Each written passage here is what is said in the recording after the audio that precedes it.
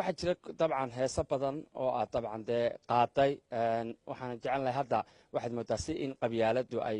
usoo laba kaclaysay somalilan bal dhinaca qabyaaladda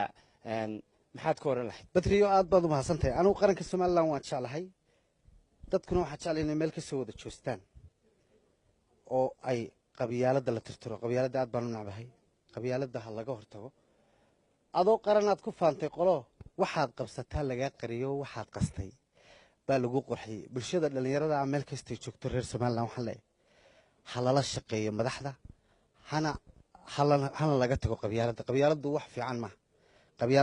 qabyaaladdu waa qurun qabyaaladda ha laga tago aad baad umahadsantay batriyo waqti dheer waxaad ka mid ahayd fanaaniinta xidigaha geeska dabcan waxaa haddana igu maqaalaa in xidigaha geeska fanaaniinta aad dabcan iskaga baxday